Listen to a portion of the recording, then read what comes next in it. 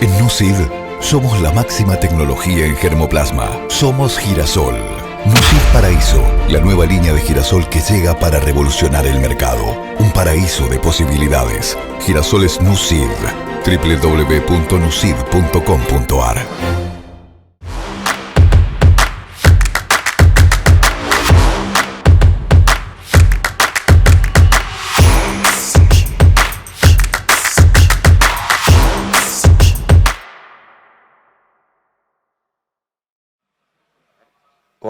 Hola. ¿Qué tal? Buen día a todos. Encantados. Quiero agradecer a Presid por haberme invitado a coordinar este panel.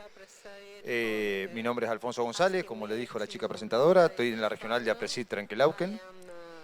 Desde Trenquelauquen estamos apoyando a Presid en este congreso. Estamos muy entusiasmados de participar activamente. Y en este caso nos toca hablar de la biorevolución, el puente entre la agricultura convencional y la agricultura regenerativa. Creemos que es un tema muy importante, un tema en el cual cada uno de nosotros cada vez más tiene que trabajar, porque no solo hay que hacer bien las cosas, sino hay que parecer que uno lo hace bien para que la sociedad nos empiece a tomar de otra manera, ¿no? Hoy por hoy somos los enemigos en muchas acciones de la sociedad, y nos están poniendo en ese lugar y tenemos que trabajar para disrumpir ese mensaje, ¿no?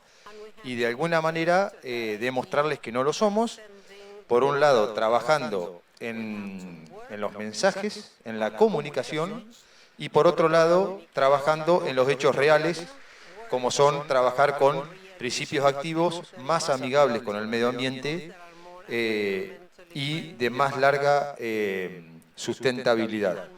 Les quiero recordar que el tema de las preguntas van a ser por medio del teléfono que les va a aparecer ahí, me van a aparecer en mi WhatsApp, también pueden escanear el código QR, y que ese código QR no aparece después en las presentaciones, así que es importante que el número y el código QR lo tomen de antemano, ¿sí?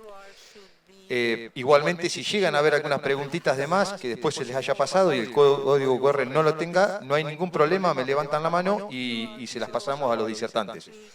Como también le comentaron, de los disertantes va a haber uno en español, uno en inglés, en el fondo están los traductores, por si se lo quieren ir agarrando, y en este caso nos va a hablar, el primero que nos va a hablar es Agustín Biagioni, ¿no? Que es vicepresidente global de marketing de Rizobacter y Bioceres. Es ingeniero agrónomo recibido de la Universidad Nacional de La Plata, tiene un magíster hecho en el tema y recientemente lideró la generación HB4 de Bioceres Crops y desde el 2023 es tema marketing. Y por otro lado lo vamos a tener a Kate Pitt, que es vicepresidente de sustentabilidad de Bioceres Crop Solution, que tiene más de 30 años trabajando en el tema, lo vamos a tener vía meeting, y ha sido asesor de Luzda y de muchas empresas a nivel global y mundial.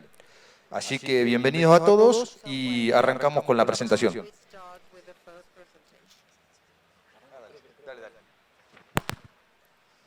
A ver, ¿se escucha? ¿Se escucha ahí? ¿Sí? Perfecto. Bueno, muchas gracias, Alfonso, por la presentación. Como Alfonso comentaba, la idea es cubrir hoy la perspectiva del tema de los biológicos en el contexto de una agricultura sustentable y un poco estamos en un momento bisagra, por lo cual de ahí viene el título de la charla en lo que tiene que ver con biorevolución. Nosotros estamos viendo que lo que hace un tiempo era una tendencia, era algo incipiente, era una moda, hoy en día se consolida, lo muestran cada vez más los números de cómo vienen creciendo la adopción de este tipo de productos y quiero que conversemos juntos y empezar a mostrar algunas cosas que se fueron dando y qué rol tiene esto visto también desde la perspectiva de la sociedad. Como hay muchas charlas, seguramente alguno esté entrando, saliendo y demás, les voy a contar un poco cómo está estructurada la presentación. Lo primero que tenemos que ver es qué está pensando la sociedad. Hoy en día cada vez más necesitamos una licencia social para poder operar en todas las actividades que llevamos a cabo. La agropecuaria no le escapa a otras y en ese sentido, en este marco del Congreso de APRESID, vemos que acá entre nosotros podemos tener una conversación dentro de la comunidad que se entiende, que va evolucionando, pero de cara a la sociedad muchas veces esa percepción y ese mensaje no llega de la misma manera y las regulaciones no salen lamentablemente de este tipo de conversaciones, sino que salen muchas veces de qué es lo que la sociedad está hablando acerca de los temas. Otro tema que es, se quiere dentro de las marcas que ve el consumidor, el tema de orgánico, ver por qué la gente está queriendo consumir orgánico y entender si de ahí nosotros podemos llegar a, en lugar de criticarlo, en lugar de decir esta gente no sabe, poder ver si podemos entender qué hay detrás de eso y ver si podemos dar alguna alternativa. Esa alternativa nosotros estamos convencidos de que son los biológicos. Y por último, la idea con la integración de la charla de Keith es poder integrar esto desde dos ángulos. Yo voy a comenzar un poco desde la parte productiva y desde la agropecuaria, y del otro lado Keith va a estar conectando desde el lado de las cadenas agroalimentarias y del tema de regulaciones y cómo viene avanzando, como para darle una visión más redonda y más circular al tema. ¿Por qué es que la agricultura debe estar comprometida, primero que nada, con el cambio climático? Bueno, venimos de las peores 2 sequías, podemos discutir de la historia, de los últimos años y demás, con lo cual el tema está a flor de piel y vemos que todo lo que se pronostica para el futuro es que estas series de sequías, inundaciones y ciclos que antes eran más estables se van a venir alterando a futuro, con lo cual necesitamos desarrollar sistemas que sean mucho más resilientes. Llevado a números, como para poder darle un contexto a esto, lo podemos encarar desde dos lados. Por un lado, de cara a la sociedad, como mencionaba al principio, la agricultura es gran parte del problema, porque tiene un cuarto de las emisiones hoy en día se están generando en la agricultura, pero más allá de esto, es de todos los sectores que estamos viendo ahí, el único que puede convertirse para pasar de ser un emisor a ser un secuestrador neto de carbono, y Argentina en ese sentido está muy bien parada. Y por otro lado, el cambio climático, por esto que mencionaba anteriormente, de cómo las empresas, digamos, cómo se está dando hoy en día esta alternancia en los climas y esta imprevisibilidad de los eventos climáticos, se pronostica en diferentes investigaciones que los rendimientos de cara al 2050 van a caer fruto del cambio climático en torno a un 10%. Y, como se hablaba en la presentación anterior y en muchos otros paneles, nosotros estamos viendo que la población en ese mismo periodo de tiempo va a estar creciendo significativamente, con lo cual tenemos que alimentar más gente con menos recursos. Muchas veces en el contexto de Argentina, en el cual siempre la coyuntura digamos, es lo más apremiante, vemos que pensamos que este tipo de cosas vienen más de Europa, de Estados Unidos y de otros países. A mí me pareció muy interesante este estudio que se hizo en plena pandemia, cuando Argentina tenía la cuarentena más cerrada de todo el mundo, y Poliarquía preguntó a la gente si el cambio climático era una amenaza igual o peor, si la pandemia era igual o peor al cambio climático, y 77% respondió que el cambio climático es igual o peor a la pandemia. Ahora, cuando le preguntamos a la gente por qué creían que ocurría el cambio climático, para ver si asociaban lo que tiene que ver con actividades productivas, la respuesta fue que el 73% de los argentinos cree que el cambio climático y el modo en el que consumimos está relacionado. Es decir, todo esto que vemos como una tendencia global, que a veces la creemos más ajena y que creemos que Europa, sentado desde cierta posición privilegiada, está generando reglas no compatibles. El consumidor argentino está viendo el mismo problema que ven los europeos y que ven los americanos y que muy probablemente muchos países de Asia también. Como mencionaba antes, tenemos que alimentar con más restricciones a más gente. Y esto lo podemos ver todos los días en titulares. Particularmente se hablaba esta semana en el Congreso de IDEA Agroindustria de todo lo que tiene que ver con dos medidas particularmente. Una de ellas que afecta al 40% de las exportaciones de Argentina, que tiene que ver con medir lo que es la huella de carbono de los productos en cuanto a biocombustibles, y también todo lo que tiene que ver con libre de deforestación. Todas estas medidas no es algo ya a futuro, sino es algo que ya está presente y ya se está viendo en muchas de las aprobaciones y certificaciones que está requiriendo Europa para poder exportar. Uno puede pensar que nosotros deberíamos mirar más hacia China, porque es a donde van la mayoría de los productos que producimos en el agro, pero sabemos que China cada vez más está adoptando estándares de tanto Europa como de Estados Unidos, con lo cual esto es algo que nos tiene que obligar a cambiar y a reaccionar rápido. Nosotros desde Rizobacter hace ya tiempo que cuando vemos alguna legislación y cuando vemos que algo está empezando a cambiar, si realmente queremos ser de vanguardia, tenemos que adoptarlo antes de que sea un problema en el país. Lo hicimos en su momento con el lanzamiento de un coadyuvante libre de neonilfenoles y estamos permanentemente buscando estar en el tope de la discusión de lo que tiene que ver con estándares internacionales para tener las soluciones listas para cuando el productor tenga que usarlas. Ahora bien, ¿cómo es el proceso? ¿Cómo funciona todo esto? Antes veíamos titulares. Esos titulares vienen de los medios para poder, un periodista para poder ser relevante tiene que ser interesante para la gente, para ser interesante para la gente tiene que hablar de lo que la gente está pensando. Y ahí lo que nosotros vemos es, ¿qué está buscando la sociedad? La sociedad está buscando alimentos sanos y de calidad, sustentabilidad, está buscando más información. O sea, ya la gente no le alcanza con un sello, que esto sea de una forma o de otra. Quiere saber quién lo produjo, cómo se produjo, dónde se produjo. Y hay montones de ejemplos de estos en diferentes tipos de culturas en la producción que vienen creciendo. Quiere que la producción tenga una menor huella de carbono y menor emisiones de gases de efecto invernadero. Y por supuesto que los alimentos sean accesibles y a un precio económico. Y al mismo tiempo está permanentemente buscando innovar y adaptarse a nuevos hábitos de consumo, como puede ser todo lo que es alimentación a base de plantas. Esta presión se lee por los políticos y ¿de qué manera transforman los políticos todo esto? Es una estrategia meramente reactiva, difícilmente la política vaya de manera proactiva generando normas y generando estándares. Con poco conocimiento técnico, muchas de las normas que vemos carecen o tienen un conocimiento técnico errado. Opera bajo regulaciones, es decir, en general prohibiciones, y muchas veces los incentivos y estímulos quedan cortos, y más aún en países como Argentina. Estandariza en lugar de segmentar. Nosotros veíamos en la presentación anterior que hablaba de agroecología, cómo debemos entender cada ecosistema, agroecosistema. Y bueno, hoy en día todas las normas que se generan y demás tienden más a estandarizar y una norma para todo el país, más que a buscar diferentes realidades, con lo cual genera también un nuevo obstáculo y prima la moda por sobre la estrategia. Hoy en día, para un político que tiene que tomar una medida, aprobar algo que tiene que ver con el uso de aplicaciones eficientes versus prohibir un producto, es mucho más redituable y requiere mucha menos explicación de cara a la sociedad prohibir algo que desarrollar una nueva técnica. Y esto no debemos dejarlo de lado porque nos está condicionando la forma en la que producimos. ¿Y quién paga los platos de todo esto? El productor, que a la hora de tener que producir tiene cada vez menos herramientas disponibles. Y nosotros veníamos hablando de agroecología, agricultura de conservación, todo lo que tiene que ver con siembra directa y demás. Ahora, ¿cómo ve la sociedad? Cuando uno indaga en la sociedad, ¿cómo ve al campo? Y la realidad es que desde la perspectiva de la sociedad, cuando uno va a un focus group y demás, uno ve que en el campo convencional, monocultivo y siembra directa entran dentro de una misma categoría, y orgánico o agroecológico. Está que es el bolsón que ellos pueden comprar en grandes ciudades.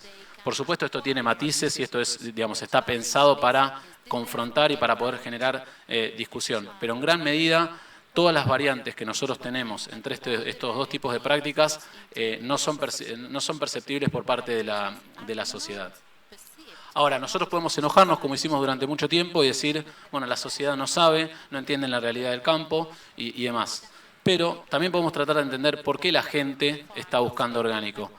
Y una de las cosas que vemos es que la gente busca alimentos orgánicos porque cuando uno analiza la cantidad de insumos que se están usando y la toxicidad de esos insumos que se están usando, es mucho menor en la agricultura orgánica comparado con la agricultura química.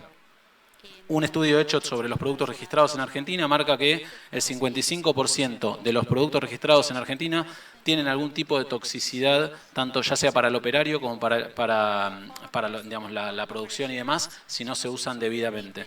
Con lo cual, esto nos para en un contexto donde entendemos el por qué la gente lo está buscando.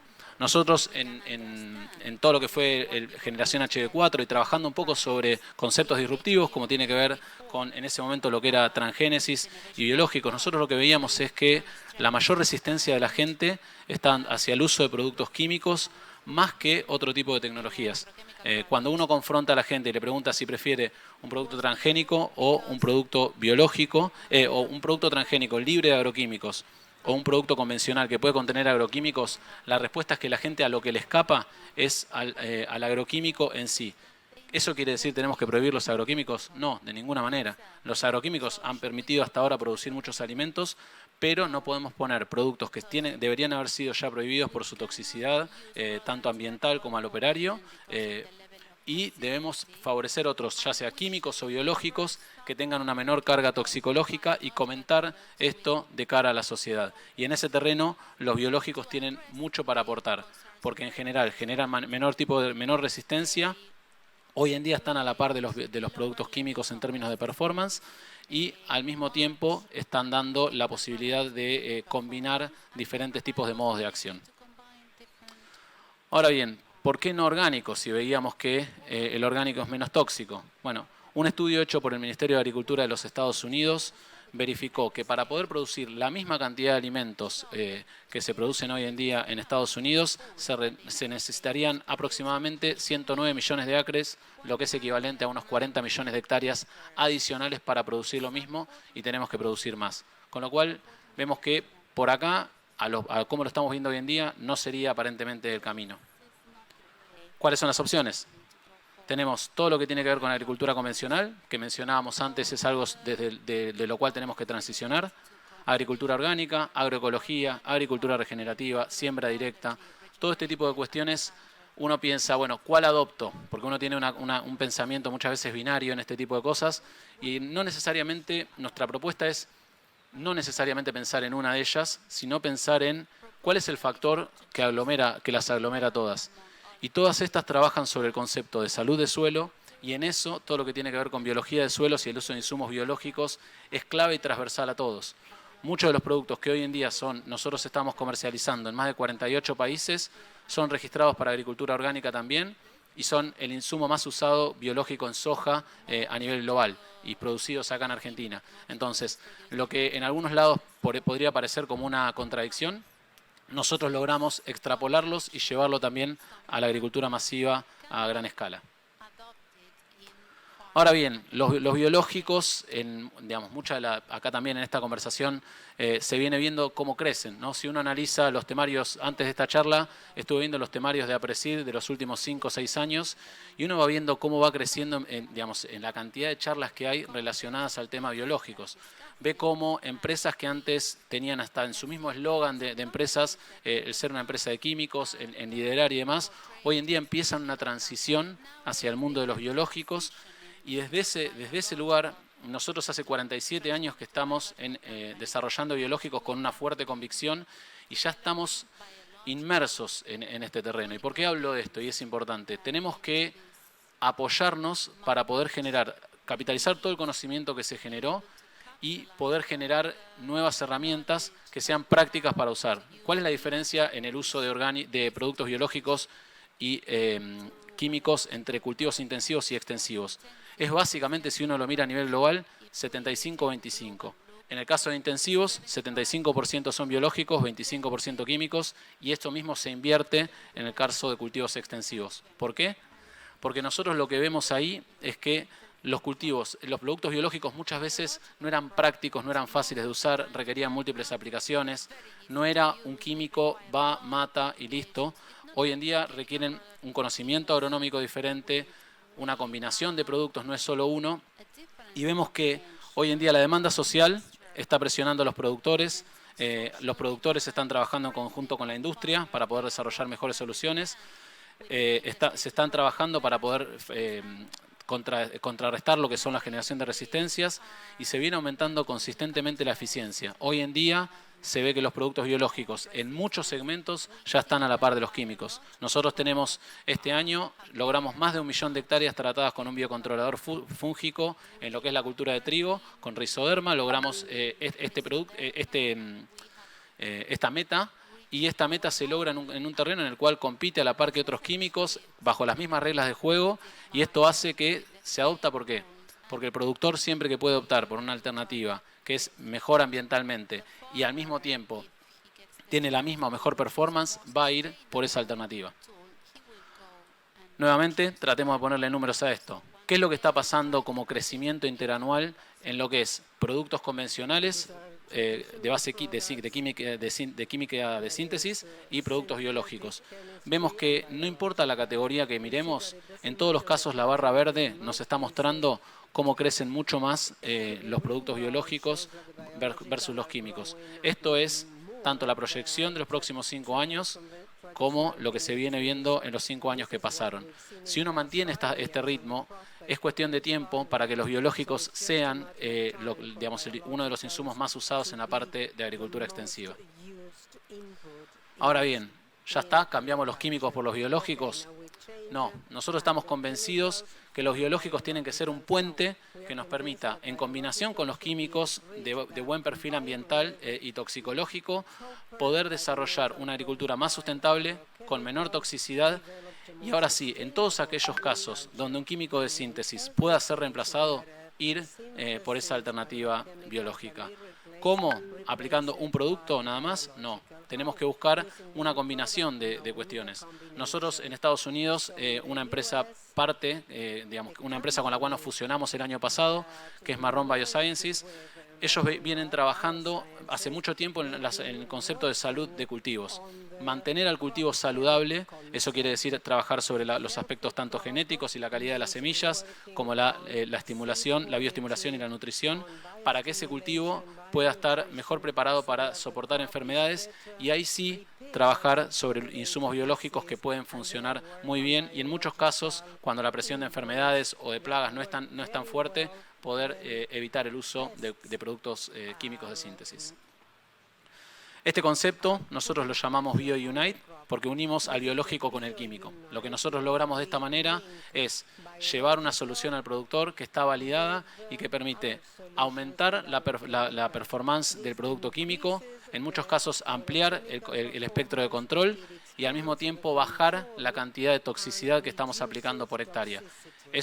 Por eso hablamos de un crecimiento sinérgico.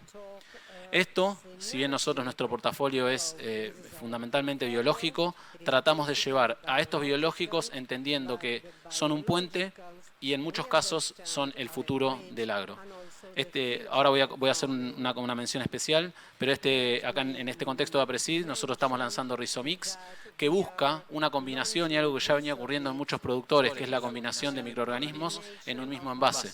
Porque nosotros tenemos que pensar que la agricultura a gran escala necesita practicidad, no porque el productor necesita que las cosas sean más fáciles, porque esa practicidad hace posible la producción a gran escala. Este gráfico que normalmente lo usa un autor inglés que es Simon Sinek, a mí me gusta mucho porque nos define como empresa. A nosotros lo más importante es el por qué. ¿Por qué estamos haciendo todo esto? ¿Por qué creemos tan fuerte en los biológicos? Porque creemos que son el puente y el futuro. Como mencionaba antes, si nosotros logramos combinarnos bien con los químicos, tener solidez técnica, nosotros vamos a poder darle herramientas a los productores de transición sin tener que pensar si esto es orgánico, no es orgánico y demás. Una herramienta que permita transicionar. ¿Cómo? A través de la innovación permanente y que tenga base científica. De nada sirve generar soluciones que el día de mañana no tengan una base científica. ¿Y qué es lo que nosotros ofrecemos? Un portafolio completo de soluciones biológicas con igual o mejor performance que las alternativas químicas. Mencionaba que trabajamos sobre la innovación permanente y estamos convencidos de esto como método para llegar acá y poder generar nuevas soluciones. Lo que nosotros logramos es una combinación, este año lo estamos lanzando para soja y lo estamos trabajando para otros cultivos también, un producto que combina un bioestimulante a base de Pseudomonas fluorescens, que es una cepa aislada por la empresa en la localidad de Pergamino, que sirve para la solubilización de fósforo y promoción del crecimiento, que se junta con el inoculante a base de Rhizobium en el mismo envase, y esto busca que en el suelo se aumenta la solubilización del fósforo y el mayor fósforo hace que se produzca una mejor nodulación, y todo esto lo logramos en un mismo envase, es decir, el productor compra un solo producto y ya tiene a 2 microorganismos. Los resultados que vemos sobre la inoculación con uno de nuestros mejores inoculantes es que estamos aportando 255 kilos más por hectárea por este uso de tecnologías. Y esto sí ya es quizás más disruptivo, y parte de una presentación de media hora es disparar discusiones. Así que los invitamos a todos a acercarse al stand porque es un tema que nos apasiona y con gusto podemos charlar y conversar acerca de esto. En la fusión que nosotros tuvimos con la empresa Marrón, combinamos dos empresas que a mí me parece fascinante. Desde el lado de Rizobacter siempre trabajamos con lo que tiene que ver con microorganismos vivos y somos líderes en lograr tener en un envase un microorganismo sobreviviendo de la mejor manera posible para que cuando llegue al campo haga lo que tiene que hacer. Esta otra empresa hizo otra cosa totalmente distinta. Hizo un screening, o sea, analizó 18.000 microorganismos en base a características fungicidas, insecticidas, en base a herbicidas y en base al control de bioinsecticida y bionematicida. Y lo que descubrieron ahí fueron diferentes microorganismos y en lugar de quedarse con el microorganismo, lo que vieron es que no es lo mismo ese microorganismo, cómo crecía, el efecto que tenía. Y lo que desarrollaron es lo que nosotros llamamos hackear a los microorganismos, entenderlos de manera tal que podemos, a través de la forma en la cual los producimos, sobreexpresar o expresar la característica que nosotros buscamos. Es decir, partiendo de un mismo microorganismo, podemos buscar generar un bioherbicida, generar un bioinsecticida, un bionematicida o generar un biofungicida.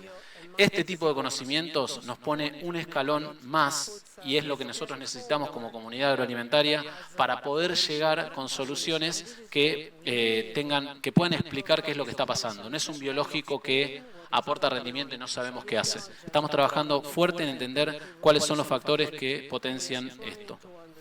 Y ¿qué nos falta hoy en día? ¿Cuál es el mayor producto usado en la parte de, digamos, en la agricultura? Y bueno, hoy en día, si uno mira el mercado, el principal producto utilizado son los herbicidas.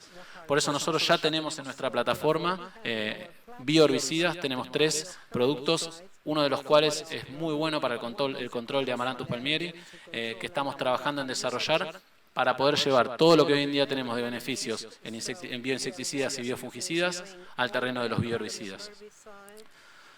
Redondeando la parte que me toca a mí para poder cederle el espacio a Keith, nosotros trabajamos sobre un portafolio completo que se combina con 2 empresas que tienen un expertise complementario y hoy en día nos pone juntos en ser una empresa líder en lo que es provisión de productos biológicos. Y no nos quedamos con que sea biológico. Hoy en día biológico lo van a encontrar en prácticamente todos lados. Lo que nosotros queremos es medirlo. Les muestro un caso concreto de cómo queremos presentar nuestros productos y hacia dónde estamos yendo. Y estamos trabajando en 7 tipos de indicadores que tienen que ver con el rendimiento de la inversión en carbono, que tienen que ver con el impacto en gases de efecto invernadero, en materiales perjudiciales para el ambiente, en la toxicidad del ser humano, el impacto en el ecosistema, la toxicidad en los acuíferos y la toxicidad en el suelo. Esos gráficos que ustedes ven tienen una escala que va de 0 en el centro a 10, que es el mejor hacia el límite del gráfico, y lo compara con la solución química para igual necesidad. Nosotros lo que estamos viendo, y con esto buscamos que para darle al productor más herramientas en la toma de decisiones, podamos expresar no solo lo que nuestro producto está haciendo en el campo, en la performance y en los datos, sino en cuanto a todas las otras variables ambientales para esa misma necesidad, y darle un score, un valor numérico que permita una mejor toma de decisiones. Con esto redondeo la charla y la parte que me toca a mí y lo dejo a Keith, que nos conectemos desde Estados Unidos para que él nos pueda dar la perspectiva desde los entes reguladores y desde la industria alimenticia. Muchísimas gracias.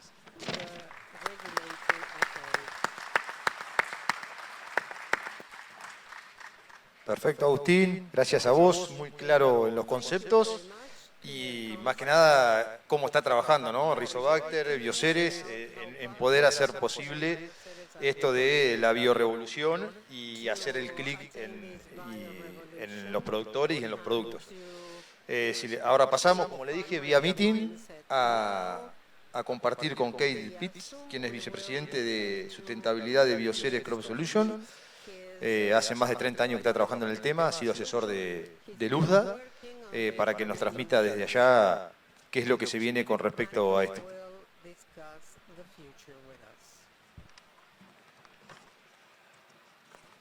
Good afternoon. I appreciate the opportunity to participate in the conference. Sorry I cannot be there in person. In particular, I want to just say that it's great to be before a group that has been at the vanguard of no-till farming, which I think we all understand now to be absolutely critical backbone to regenerative agriculture, as well as sustainable agriculture and reducing greenhouse gas emissions as well. In the U.S., we're not nearly as far along. No hemos llegado a tanto en cuanto a la adopción de estas prácticas más amigables con el medio ambiente como en Argentina. Hay distintos motivos por los cuales esto sucede, distintas políticas, incentivos que estamos tratando de hacer aprobar para estimular el uso de estas prácticas. No sé si se ven mis diapositivas.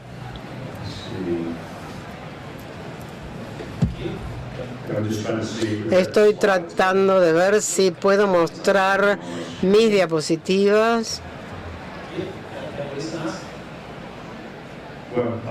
Bueno, tendría que tener diapositivas que hablen de las políticas.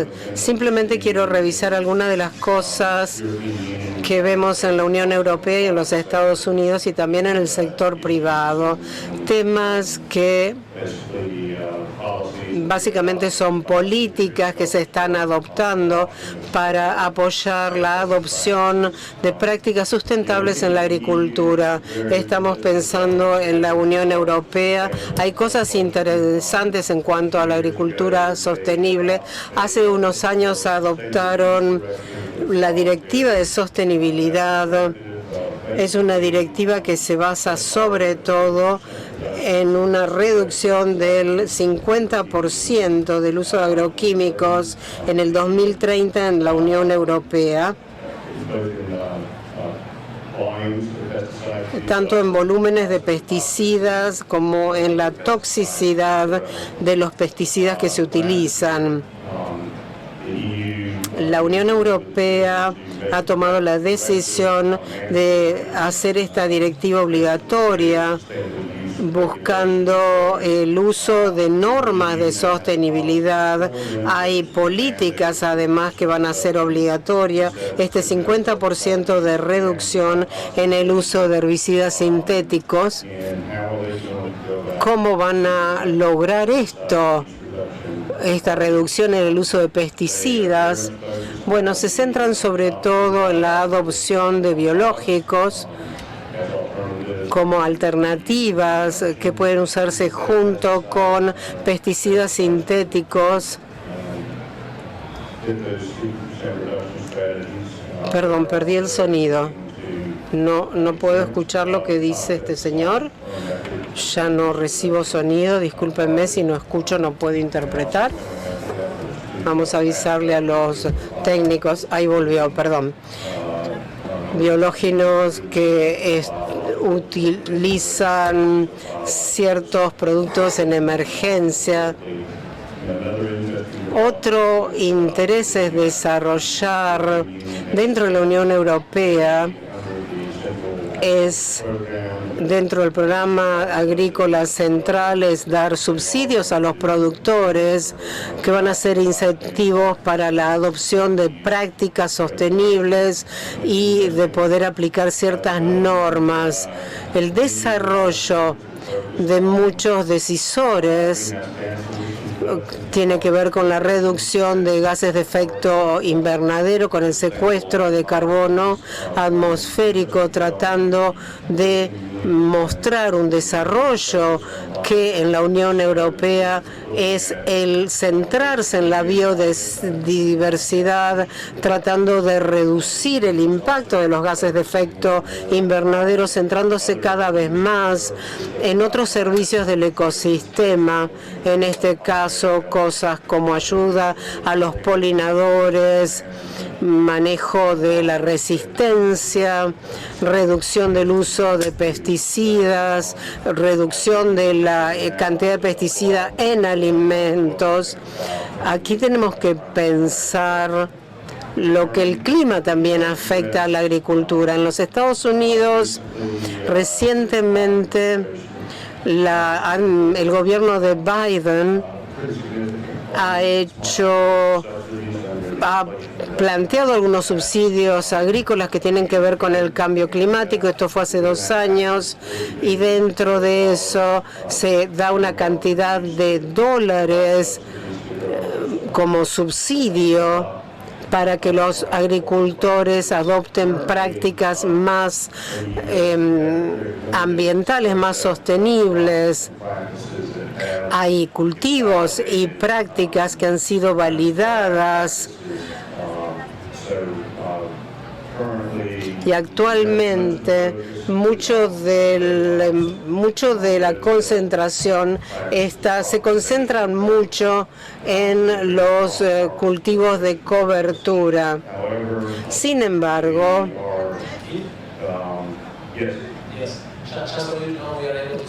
recién ahora podemos ver tus diapositivas. Bueno, gracias por hacérmelo saber. Yo las veía en mi pantalla. Pero bueno, ahora estamos los dos viendo lo mismo, eso es bueno. Entonces ahora, observando lo que sucede en los Estados Unidos, también estamos intentando ampliar la cobertura de nuestros cultivos utilizando subsidios y prácticas que no solo se centran en la emisión de gases de efecto invernadero, en la captura de carbono, sino en la prestación de servicios ambientales, prestando atención a cosas que mostró Agustín antes y que ahora estamos considerando sostenibles, prácticas sostenibles. No solo nos centramos en los gases de efecto invernadero, sino también en temas de toxicidad, seguridad, calidad del agua, calidad del suelo. Hay algunos desafíos que tenemos en los Estados Unidos, lo hemos visto permanentemente con Europa también.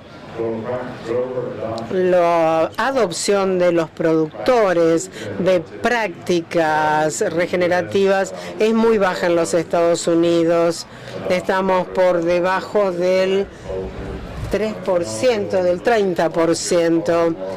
Además hay un mercado de carbono que es voluntario, tratando de obtener créditos de carbono, pero son mercados voluntarios, no obligatorios.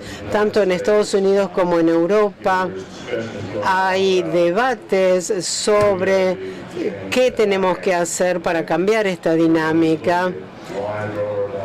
Cuando vemos que los productores no hacen esta adopción, en general vemos que los créditos de carbono disponibles del mercado voluntario es solamente 20 o 30 dólares por acre por adoptar mejores prácticas, mientras que a corto plazo las pérdidas asociadas a la adopción de la siembra directa en cuanto a rinde son mayores al valor que el subsidio entrega.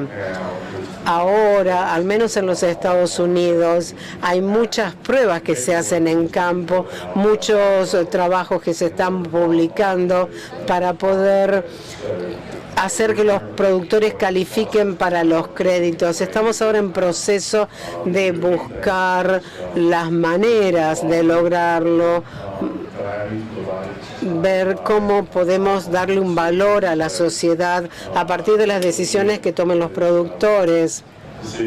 Son decisiones de cuándo el productor va a adoptar los biológicos o va a integrarlos en sus estrategias para ver una reducción de agroquímicos, de pesticidas químicos. Tenemos que encontrar la manera de incentivar a los productores. También tenemos que reconocer que la decisión, si bien puede tener un costo para el productor, tiene un valor para toda la sociedad. Por eso debemos encontrar la manera de incentivar esta mayor adopción. Voy a hablar de algunas cosas que están sucediendo en el sector público y privado donde se están debatiendo estos temas. Otra de las cosas que hemos empezado a hacer en Estados Unidos es centrarnos más en planificar la resiliencia de los productores en cuanto a medidas de mitigación, reducir la emisión de gases de efecto invernadero, lo cual es beneficioso para la sociedad, pero también tenemos que pensar qué podemos hacer para ayudar a los productores a enfrentar el cambio climático y los desafíos climáticos. Tratar de darles un apoyo a los productores para que se adapten al cambio climático, ver la migración de algunas especies en ciertas regiones, ver la resistencia a las plagas, problemas de calidad de agua, sobre todo cosas relacionadas con el clima, con la tolerancia al calor extremo.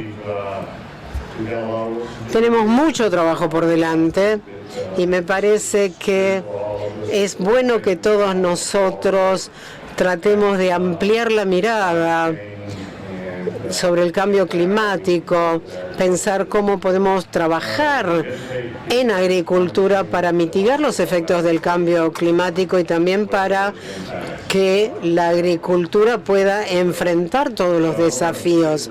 Por eso quiero cambiar un poquito ahora y hablar de algunos de los desarrollos en el sector privado. Sabemos que vemos cada vez más inversiones en agricultura regenerativa. Sabemos que la siembra directa es central en este aspecto. Es una práctica agrícola muy importante. Vamos a aumentar la investigación, las inversiones en esta área. Y otra de las cosas que ha surgido en los últimos años es que en principio las empresas alimentarias, los grandes minoristas, trataban de reducir sus propias emisiones de gases de efecto invernadero, pero ahora están buscando modificar su cadena de suministros para mitigar la emisión de estos gases negativos para la atmósfera, y esto significa que están acercándose a los productores, alentándolos a adoptar prácticas que incluyen respetar las normas ambientales. Están buscando que vean qué es lo que están ofreciendo a los consumidores. Las grandes empresas alimentarias, los grandes minoristas están buscando que sus proveedores apliquen buenas prácticas para abordar el tema de las emisiones de gas de efecto invernadero. Y también vemos que estamos buscando un enfoque de servicios de ecosistemas mucho más amplio. Hay algunos anuncios que se han hecho por parte de grandes empresas como Nestlé. Han anunciado una estrategia cuyo objetivo es agregar 1 millón de acres al año bajo prácticas de agricultura sostenible, utilizando biológicos, aumentando el uso de agricultura regenerativa, y hemos visto anuncios similares hechos por Cisco y otras empresas alimenticias. Walmart ha estado a la vanguardia buscando que su cadena de suministros tenga garantía de que no aumentan la emisión de gases de efecto invernadero, que utilizan prácticas sostenibles y que reducen el uso de pesticidas. Cuando pensamos cómo los consumidores ven todo esto, vemos que los consumidores están motorizando los cambios de las empresas y de los minoristas. La agricultura sostenible cada vez tiene más visibilidad entre los consumidores el uso de pesticidas sigue siendo un tema muy importante entre los consumidores y hay objetivos. Los consumidores también se fijan en el empaquetado, tratando de afectar las decisiones de las empresas, reducir la contaminación, buscando medidas de mitigación de todo lo que sucede. Hay organizaciones de consumidores en los Estados Unidos que tienen esta visión sobre el cambio climático y creo que también es muy importante que hay mercados voluntarios de carbono que son mucho más amigables para los productores. Es más fácil acceder a los créditos de carbono, pero cuando empezamos a establecer protocolos, normas, vemos que los créditos ambientales para la agricultura, tenemos que asegurarnos que los productores puedan acceder a esto de manera sencilla. Y otra de las cosas que vemos en los Estados Unidos es que tenemos que apoyar la transición a prácticas más sostenibles. Actualmente vemos que la adopción de prácticas regenerativas, aún prácticas orgánicas, son muy bajas y la mayoría de las veces el motivo es que los productores simplemente ven un costo financiero y no quieren pagarlo durante un periodo de transición. Esto sigue y la transición a la agricultura orgánica lleva más o menos 3 años en Estados Unidos hasta que podemos lograr la certificación de producción orgánica. Muchos otros ven una línea de tiempo de entre 5 a 10 años y esto se está discutiendo mucho para poder definir qué es una buena práctica de agricultura regenerativa. Y una vez que estas prácticas se identifiquen, se certifiquen, por ejemplo, de parte del USDA, vamos a necesitar seguros para la gestión de estas herramientas para que los productores se mantengan utilizándolas. Vamos a necesitar cobertura de los beneficios de rindes a corto plazo. Son cosas que están desarrollándose. Todo esto junto está generando un consorcio del sector privado que está desarrollando protocolos, normas que podemos brindar a los productores como alternativas y para unir el sector público y el sector privado utilizando mejores prácticas. Esto es simplemente una vista general del trabajo que estamos haciendo. En las diapositivas vemos cómo estamos abarcando el trabajo de manera holística. No solo estamos viendo las emisiones de gases de efecto invernadero, sino que estamos viendo también la toxicidad en el suelo, en el ambiente, en el agua, trabajando sobre la biodiversidad y la toxicidad en seres humanos para brindar buenos servicios ecosistémicos. Ahora, en cuanto a las emisiones y los impactos de los gases de efecto invernaderos, estamos hablando de cómo estamos pasando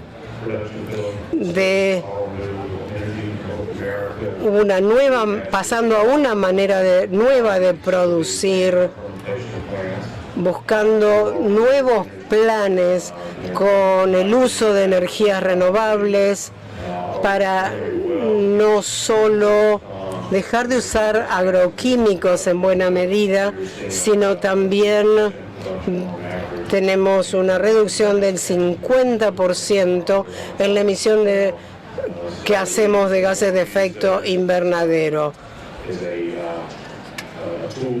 Es una herramienta para que los productores, lo que estamos desarrollando es una herramienta para que los productores tengan acceso a financiamiento para poder hacer la transición y reducir el uso de estos elementos tóxicos. Otra de las cosas que estamos haciendo es ver cómo evaluar el carbono de nuestra producción, la captura de carbono, ver los créditos de carbono, trabajar sobre la biodiversidad, tratamiento sobre las semillas. En el 2021 teníamos 15 millones de hectáreas tratadas con semillas, con uso de tratamiento, semillas tratadas, y esto por supuesto aumenta el rinde. Y tenemos 15 millones de hectáreas que pueden acceder a créditos de carbono de $20 por acre, pero ahora tenemos 42 millones de dólares que pueden ir a las manos de los productores como créditos de carbono. Un desarrollo en la política muy interesante, en la agricultura sostenible. Definitivamente va a poner a la siembra directa a la vanguardia, pero tenemos que también tratar de capturar todas las variantes en estos sistemas tan diversos en cuanto a las decisiones y cómo podemos ayudar a que los productores tomen las mejores decisiones y darles el apoyo necesario en la adopción de estas prácticas para que puedan reconocer el rol tan importante que la agricultura les brinda en estos ecosistemas tan variables. Y habiendo dicho todo esto, voy a concluir mi presentación y estoy disponible para las preguntas del panel. Muchas gracias. Muchas gracias, Kit. Fue una excelente presentación.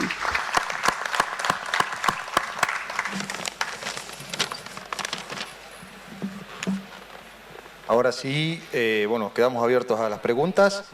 En un principio me gustaría que Agustín nos comparta un poquito cómo viene el tema de bioseres y en qué están trabajando, también por el lado de las leyes, ¿no? Porque sabemos que sin leyes no es muy factible que esto funcione, y también por el lado de la trazabilidad, que sabemos que, por lo que dijo Pete, también es necesario, digamos, ¿no?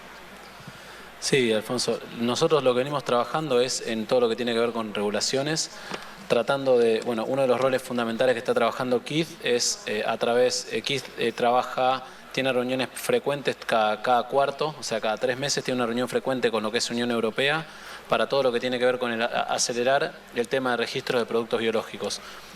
Una de las regulaciones que tiene la Unión Europea, por ejemplo, es que de cara al 2030 básicamente se van a prohibir alrededor de la mitad de los ingredientes activos que hoy en día están disponibles, y un registro en la Unión Europea lleva de 5 a 7 años. Si nosotros no generamos un registro acelerado, lo que llamamos un fast track, estamos en el 2023, recién vamos a estar lanzando para el 2030 si lo arrancamos ya.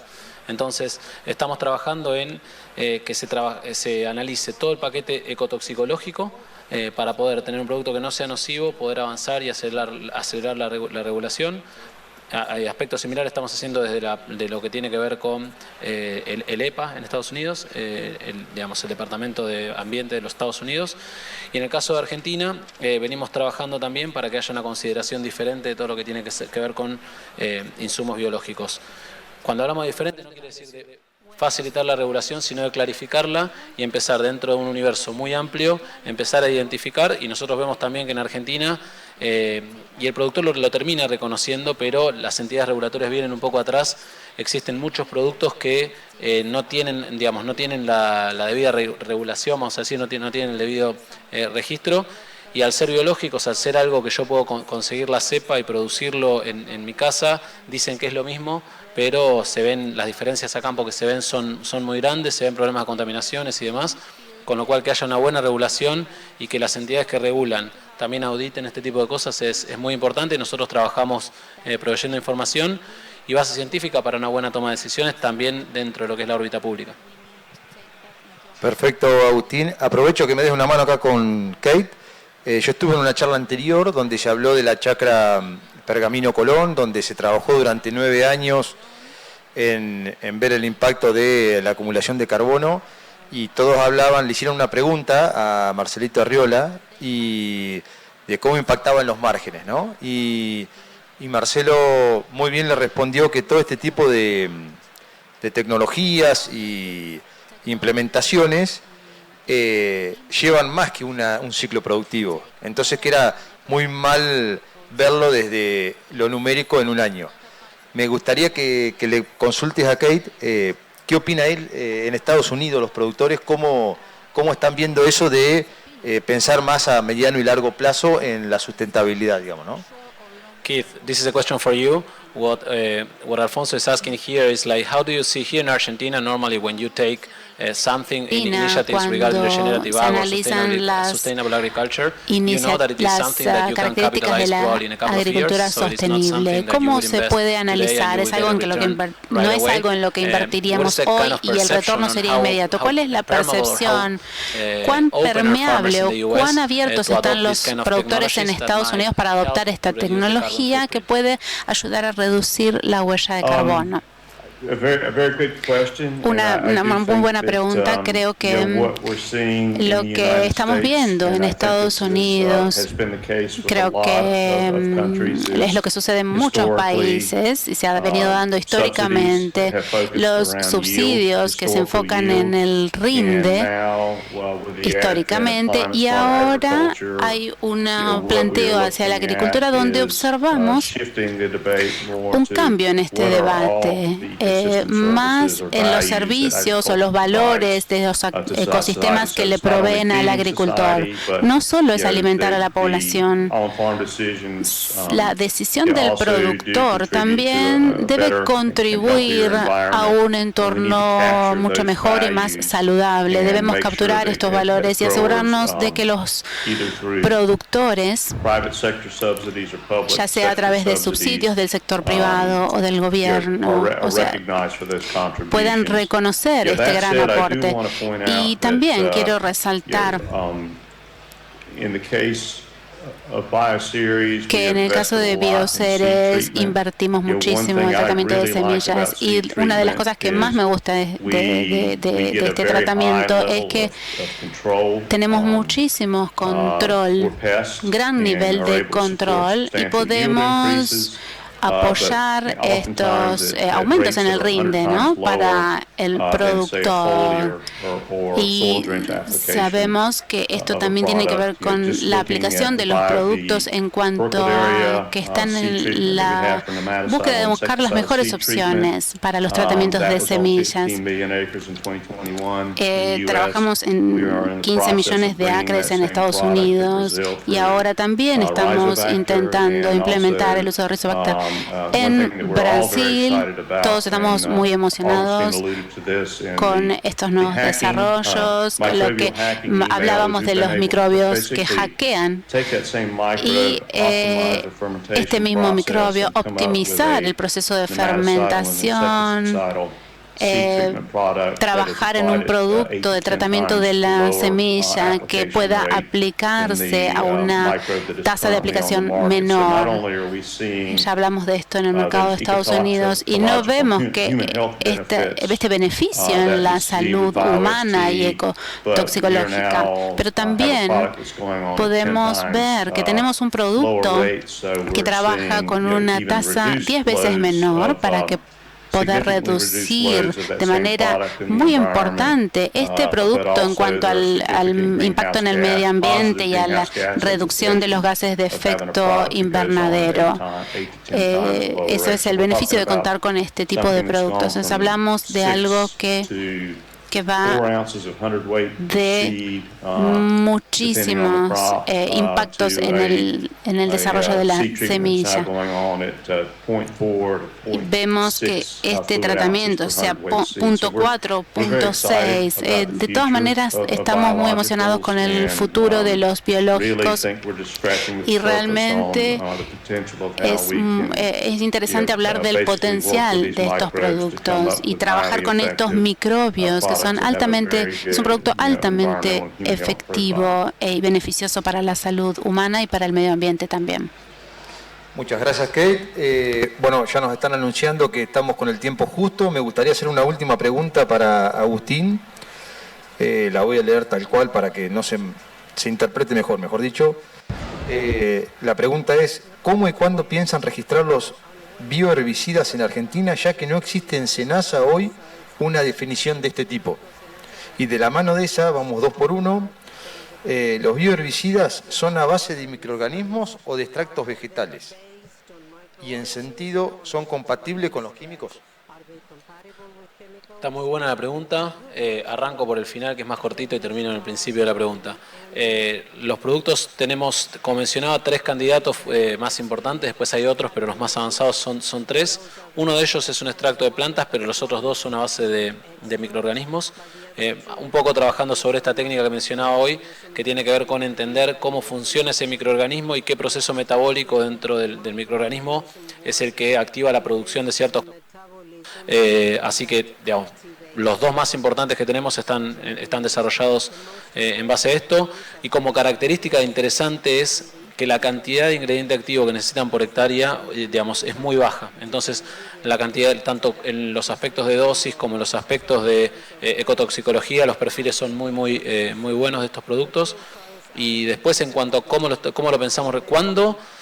La respuesta, el tema ahí con el cuándo tiene que ver con que hoy en día los productos, por la escala donde están hoy en día en el proceso de escalado industrial, aún son, digamos, costosos para lo que es una agricultura extensiva. Sí están más pensados para la agricultura intensiva en Estados Unidos, pero creemos que en los próximos años nosotros vamos a estar en los rangos de costos por cómo vienen mejorando, que nos van a permitir posicionarlos. Ni bien eso esté, vamos a trabajar en conjunto con SENASA. Fuimos la primera empresa en registrar un biofungicida, con lo cual hemos trabajado en conjunto con la institución, tratando de proveer nuevamente información, base científica, para que se cree la regulación. En ese sentido, Rizobacter siempre estuvo liderando en ese terreno y fue creando la regulación que muchas veces viene, como mencionaba, de manera reactiva y atrás de los desarrollos tecnológicos. Excelente, Agustín. Creo que fue bastante clara la respuesta. Espero que haya sido así para quien la formuló. Bueno, desde Aprecida agradecerle a Rizobacter y Bioceres por acompañarnos nuevamente. Sabemos que están en la vanguardia, que tienen un largo camino por recorrer, así que Agustín, Kate, muchas gracias por todo y los seguimos invitando a participar del Congreso. Post almuerzo tenemos todas las charlas que continúan a la tarde. Muchísimas gracias. Gracias.